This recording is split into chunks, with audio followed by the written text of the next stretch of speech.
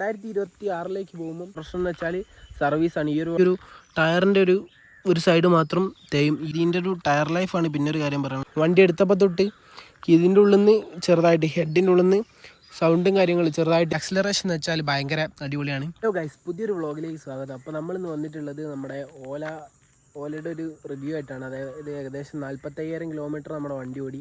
അപ്പോൾ എടുത്തിട്ടൊരു 3 കൊല്ലമായി. അപ്പോൾ ഈ ഒരു 3 കൊല്ലത്തെ റിവ്യൂ ആയിട്ടാണ് നമ്മളിന്ന് വന്നിട്ടുള്ളത്. അപ്പോൾ എല്ലാവർക്കും വീഡിയോയിലേക്ക് സ്വാഗതം. അപ്പോൾ നമുക്ക് നേരെ വീഡിയോയിലോട്ട് പോകാം. പിന്നെ കുറേ ആൾക്കാർ ചോദിച്ചിട്ടുണ്ടായിരുന്നു, അതായത് എന്തെങ്കിലും പ്രശ്നം വന്നോ. പൊതുവേ ഓലയ്ക്ക് പ്രശ്നങ്ങളാണല്ലോ. അപ്പോൾ അങ്ങനെ കുറേ ആൾക്കാർ ചോദിച്ചിട്ടുണ്ടായിരുന്നു. പ്രശ്നവും അതിൻ്റെ നല്ല കാര്യങ്ങളും പറയുന്നുണ്ട്, അതേപോലെ തന്നെ കുറച്ച് മോശം കാര്യങ്ങളും പറയുന്നുണ്ട്. അപ്പോൾ നേരെ വീഡിയോയിലോട്ട് പോകാം. നമ്മളിപ്പോൾ ഈ ഒരു വണ്ടീൻ്റെ റിവ്യൂ ആയിട്ടൊന്നും ചെയ്യുന്നില്ല. അതായത് ഇപ്പോൾ വണ്ടി ഇറങ്ങിയിട്ട് ഇത്രയും കൊല്ലമായി. അപ്പോൾ ഞാൻ ഏകദേശം തുടക്കം തൊട്ടേ വീഡിയോ എടുക്കണം എന്ന് വിചാരിക്കുന്നത്. പക്ഷേ ഇപ്പോഴാണ് വീഡിയോ എടുക്കാൻ പറ്റിയത്.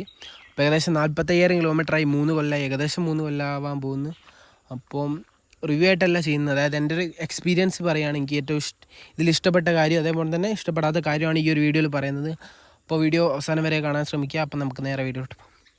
അപ്പോൾ നമ്മൾ വണ്ടിയിലേക്ക് വരികയാണെങ്കിൽ വണ്ടി എടുത്തിട്ട് ഇപ്പോൾ ഏകദേശം ഒരു 3 കൊല്ലം ആകുന്നു. അതായത് 2022 ഏപ്രിൽ 1-ാം തീയതിയാണ് നമ്മൾ വണ്ടി എടുക്കുന്നത്. അപ്പോൾ ഇപ്പോൾ ഏകദേശം നോക്കുകയാണെങ്കിൽ ഒരു 45,000 കിലോമീറ്ററിൻ്റെ അടുത്ത് നമ്മുടെ വണ്ടി ഓടി.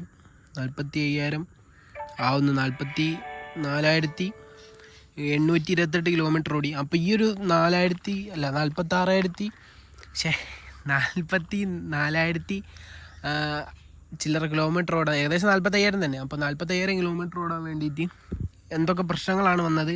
അപ്പോൾ ആദ്യം തന്നെ ഇതിൻ്റെ കുറച്ച് അഡ്വാൻറ്റേജസ് പറയാം. അതായത് നമ്മുടെ ഓലേൻ്റെ അഡ്വാൻറ്റേജസ്.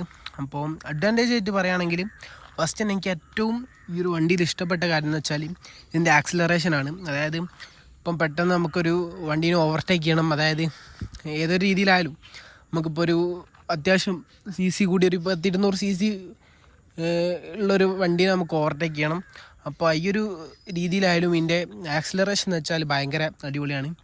അതായത് നല്ല രീതിയിൽ ഇപ്പോൾ 0 to 40 എന്തോ 2.2 സെക്കൻഡോ അങ്ങനെ എന്തോ ആണ് ഇതിൻ്റെ ആക്സിലറേഷൻ വരുന്നത്. ആക്സിലറേഷനാണ് ഈ ഒരു വണ്ടിയിൽ ഏറ്റവും അടിപൊളി എന്ന് പറയാനുള്ളൊരു സംഭവം. അതേപോലെ തന്നെ നമ്മുടെ ഈ ഒരു ആക്സിലറേഷൻ കഴിഞ്ഞപ്പോൾ എനിക്ക് ഇഷ്ടപ്പെട്ട കാര്യം എന്ന് വെച്ചാൽ ഇതിൻ്റെ മൊബൈൽ ആപ്പും കാര്യങ്ങളൊക്കെയാണ്.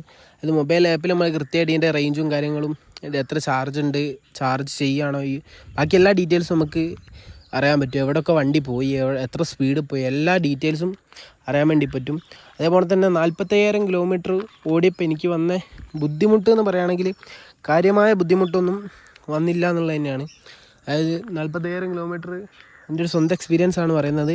ഈ ഒരു ജെൻ 1 എൻ്റെ വണ്ടി. അപ്പോൾ ജെൻ 1 എനിക്കാകെ ഇതിൻ്റെ ഒരു പ്രശ്നം എന്ന് വെച്ചാൽ ഈ ഒരു ടയറിൻ്റെ ഒരു സൈഡ് മാത്രം തേയും. ഈ ഒരു മോണോഷോക്ക് ആയതുകൊണ്ട് അങ്ങനെ ഒരു പ്രശ്നമുണ്ട്. കുറച്ച് ഓടും, ഒരു 15,000 കിലോമീറ്റർ റൗണ്ട് ടയർ ഓടുമ്പോൾ ഒരു 10,000 കിലോമീറ്റർ ആകുമ്പോഴത്തേക്ക് തന്നെ ഇതിൻ്റെ ഒരു സൈഡ് തേയാൻ തുടങ്ങും. അത് ഈ ഒരു ബാരിങ്ങിൻ്റെ പ്രശ്നം പറഞ്ഞിട്ട് നമ്മൾ ഒരു പ്രാവശ്യം ബാരിങ് മാറ്റി.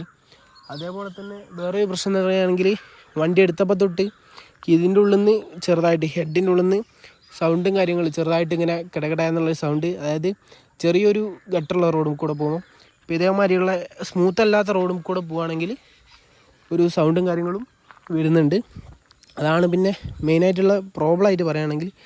പിന്നെ ഇപ്പം വാറൻറ്റി 40,000 കിലോമീറ്റർ വരെയാണ്. അപ്പോൾ ഇനി തൊട്ട് വാറൻറ്റി കവറില്ല, അങ്ങനെ ഒരു പ്രശ്നമുണ്ട്. അപ്പോൾ ഇപ്പോൾ ഉള്ള വണ്ടിക്ക് എനിക്ക് തോന്നുന്നു 80-70 ഈ റേഞ്ചിലൊക്കെ കൊടുക്കുന്നുണ്ട്. അതുകൊണ്ട് തന്നെ ഇതിൻ്റെ ബൂട്ട് സ്പേസ് അത്യാവശ്യം 36 ലിറ്ററങ്ങ ബൂട്ട് സ്പേസ് ഇതിൻ്റെ ഉള്ളിൽ വരുന്നുണ്ട്. അതും ഒരു നല്ലൊരു കാര്യമാണ്. നമുക്ക് ഈ ഒരു വണ്ടിയിൽ ഇഷ്ടപ്പെടാത്ത കാര്യങ്ങളെന്ന് വെച്ചാൽ പിന്നെ ഇതിൻ്റെ ഒരു മെയിൻ പ്രശ്നം എന്ന് വെച്ചാൽ സർവീസാണ്. ഈ ഒരു വണ്ടി ഓലാന്ന് പേര് കേൾക്കുമ്പോഴത്തേക്കും നമുക്ക് ചിരി വരുന്ന ഈ രീതിയിലേക്ക് ഈ ഒരു വണ്ടീനാക്കിയത് സത്യം പറഞ്ഞാൽ ഇതിൻ്റെ സർവീസാണ് എന്ന് വേണമെങ്കിൽ പറയാം.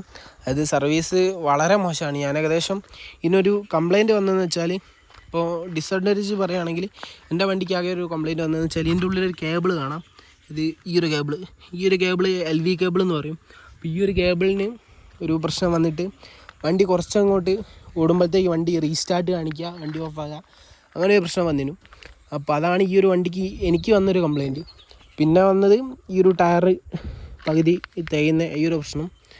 അതാണ് ഈ ഒരു വണ്ടിയിലുള്ള ഒരു കംപ്ലയിൻറ്റ്. അതൊരു ഏകദേശം ഈ ഒരു കേബിൾ മാറ്റാൻ ഒരു 2 ആഴ്ചയോളം എടുത്തു. അതുതന്നെ ഞാൻ 2-3 വീഡിയോ ഒക്കെ ഇട്ടേരാണ് റെഡി എത്തുന്നത്. അതായത് സ്പെയർ അവൈലബിൾ അല്ലാത്തൊരു പ്രശ്നം പറഞ്ഞിട്ടുണ്ടായിരുന്നു. അങ്ങനെ കുറേ എടുത്തു ഈ ഒരു ഇത് മാറാൻ വേണ്ടി. പിന്നെ സർവീസ് കഴിഞ്ഞാൽ മെയിൻ പ്രശ്നം എന്ന് വെച്ചാൽ ബോഡി ക്വാളിറ്റി എന്ന് വെച്ചാൽ ഇതിൻ്റെ ഉള്ളിലുള്ള പാർട്സൊക്കെ ഇങ്ങനെ ഒച്ച വരുന്ന രീതിയിൽ ഉള്ളൊരു പ്രശ്നമുണ്ട്. ഈ ഒരു ക്വാളിറ്റി പ്രശ്നമുണ്ട്. പിന്നെയെന്ന് വെച്ചാൽ ഈ ഒരു ജെൻ 1 സത്യം പറഞ്ഞാൽ കംപ്ലൈൻറ്റ് നല്ല കുറവാണ്. ജെൻ 2 ആയാലും ജെൻ 3 ആയാലും നല്ല രീതിയിൽ കംപ്ലൈൻറ്റ് വരുന്നുണ്ട്. അതായത് വണ്ടി എടുത്ത് 2ാമത്തെ ആഴ്ച തന്നെ ഷോറൂമിൽ സർവീസിന് കയറ്റേണ്ട ഒരു അവസ്ഥയൊക്കെ വരുന്നുണ്ട്. നമുക്കെന്തായാലും ഈ ഒരു പ്രശ്നമില്ല. അപ്പോൾ ഇനി ഈ ഒരു വീഡിയോ ഇട്ടിട്ട് എനിക്ക് കംപ്ലൈൻറ്റ് വരുമോ അതൊന്നും എനിക്കറിയില്ല. അതായത് ഈ ഒരു വീഡിയോ പോസ്റ്റ് ചെയ്തതിന് ശേഷം കംപ്ലൈൻറ്റ് വരാൻ സാധ്യതയുണ്ട്. എന്താ വെച്ചാൽ വണ്ടിയാണ്. അപ്പോൾ ഇപ്പം എന്ന് വെച്ചാൽ കോഴിക്കോടൊക്കെ ഷോറൂമിൻ്റെ അവസ്ഥ എന്ന് വെച്ചാൽ ഭയങ്കര പ്രശ്നമാണ്. അതായത് ഷോറൂമൊക്കെ അടച്ചിട്ട് ഈ രീതിയിലാണ്, ക്ലോസ്ഡൊക്കെയാണ്.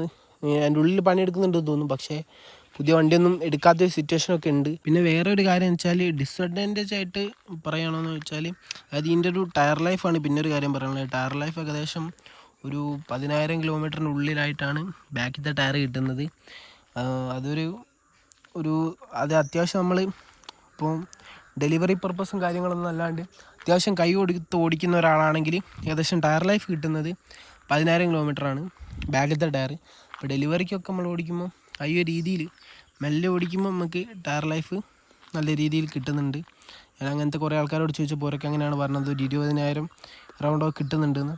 പക്ഷെ നമ്മൾ ഡെയിലി ലൈഫിന് നമ്മൾ കൈ കൊടുത്ത് ഓടിച്ച് ഡെയിലി ഓടിക്കുന്ന ഒരാൾക്ക് ഒരു 10,000 കിലോമീറ്റർ മാത്രമേ ടയർ ലൈഫ് ഈ ഒരു വണ്ടിയിൽ കിട്ടുന്നുള്ളൂ. ഫ്രണ്ടിൽ ഏകദേശം ഒരു 20,000 കിലോമീറ്റർ ഫ്രണ്ട് കിട്ടും.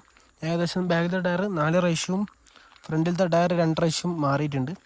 പിന്നെ പറയുകയാണെങ്കിൽ ഈ ഒരു ഹെഡ്ലൈറ്റിൻ്റെ ഈ ഒരു പോർഷൻ എനിക്ക് ഭയങ്കര ഇഷ്ടമാണ്. ഈ ഒരു ലുക്ക് കണ്ടിട്ടാണ് സത്യം പറഞ്ഞാൽ ഫസ്റ്റ് ഞാൻ ഈ ഒരു വണ്ടി ലോഞ്ച് ചെയ്തപ്പോൾ ഇതിൻ്റെ ഒരു ലുക്ക് കണ്ടിട്ട് വല്ലാണ്ട് എനിക്ക് ഇഷ്ടപ്പെട്ടു.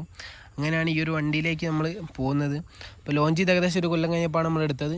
അപ്പോൾ ഈ ഒരു ടൈമിൽ എടുത്തുകൊണ്ട് തന്നെ ഇതിൻ്റെ ഒരു ഷോക്കിൻ്റെ ഇവിടെ പൊട്ടുന്നൊരു പ്രശ്നം ഉണ്ടായിരുന്നു. അത് ഇവിടെ ഒരു സപ്പോർട്ട് വന്നതോടുകൂടി അത് റെഡിയായി. അപ്പോൾ അതിന് ശേഷമാണ് നമ്മൾ എടുത്തത്. അപ്പോൾ ബാക്കിയുള്ളവർക്കും അത് കമ്പനി മാറ്റി കൊടുത്ത്. പക്ഷേ ഇപ്പം ഫസ്റ്റ് ജെൻ ഉള്ളവർക്കൊന്നും വലിയ കംപ്ലയിൻ്റ് ഇല്ല എന്നാണ് എൻ്റെ ഒരു അറിവ്. ഇപ്പോൾ സെക്കൻഡ് ജെൻ എൻ്റെ ഒരു കമ്പനിക്കാരൻ്റെ അടുത്തുണ്ട്. അപ്പോൾ ഓനെന്ന് പറയുകയാണെങ്കിൽ ഇടയ്ക്കിടയ്ക്ക് ഈ ഒരു ബെൽറ്റ് പൊട്ടുന്നേ അങ്ങനെ പല ഇഷ്യൂസ് ഉണ്ട്. അതായത് ഇപ്പോൾ ഇതിൻ്റെ ബെൽറ്റ് എന്ന് പറയുകയാണെങ്കിൽ ഇതിൻ്റെ ബെൽറ്റ് കവേർഡാണ് വരുന്നത്. അപ്പോൾ ജെൻ 2 മുതൽ ബെൽറ്റ് പുറമെ തന്നെയാണ്, കവേർഡല്ല. അപ്പോൾ ഈ ഒരു പ്രശ്നമുണ്ട്. ഒരു 10,000 കിലോമീറ്ററിനുള്ളിൽ തന്നെ ബെൽറ്റ് പൊട്ടി അത് മാറ്റേണ്ട ഒരു അവസ്ഥ ജെൻ 2ൻ്റെ ഓണേഴ്സിനുണ്ട്.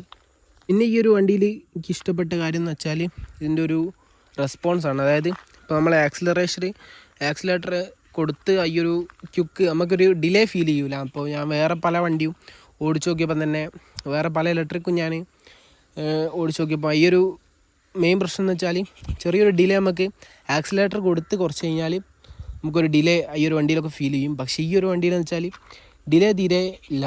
ആക്സിലേറ്റർ നമ്മളെങ്ങനെ കൊടുക്കുന്നു അങ്ങനെ തന്നെ വണ്ടി അത് റെസ്പോൺസ് ഭയങ്കര അടിപൊളിയാണ്. പിന്നൊരു അഡ്വാൻറ്റേജ് എന്ന് വെച്ചാൽ പിന്നെ അതിൻ്റെ ഒരു റേഞ്ചാണ്. റേഞ്ച് അഡ്വാൻറ്റേജ് ആയിട്ടൊന്നും പറയാനില്ല. ഏകദേശം നമുക്ക് വണ്ടി ഓടിക്കുമ്പം നമുക്ക് ഏകദേശം ഒരു കാൽക്കുലേഷൻ ഉണ്ടാവും. അതായത് വണ്ടി ഓടിക്കുമ്പോൾ നമുക്കൊരു കാൽക്കുലേഷൻ ഉണ്ടാവും ഏകദേശം എത്ര ഒരു റേഞ്ച് ഓടുന്നു. ഈ ഒരു ഇതിൽ തന്നെയാണ്. അതായത് ഇതിൽ കാണിക്കുന്ന റേഞ്ച് എന്ന് വെച്ചാൽ പെർഫെക്റ്റ് ആയിരിക്കില്ല. അത് ഈ ഒരു വണ്ടീൻ്റെ മെയിൻ ഒരു പോരായ്മയാണ്. അപ്പോൾ ഇതുപോലുള്ള അടിപൊളി വീഡിയോസിനായിട്ട് ചാനൽ സബ്സ്ക്രൈബ് ചെയ്യാൻ മറക്കണ്ട. അപ്പോൾ ഇതേപോലുള്ള റിവ്യൂസും കാര്യങ്ങളൊക്കെ ഇനിയും വരും. അപ്പോൾ വീഡിയോ ഇഷ്ടപ്പെട്ടാൽ ലൈക്ക് ചെയ്യാനും സബ്സ്ക്രൈബ് ചെയ്യാനും ഒരിക്കൽ കൂടി പറയുകയാണ്. അപ്പോൾ മറ്റൊരു വീഡിയോയിൽ കാണാം.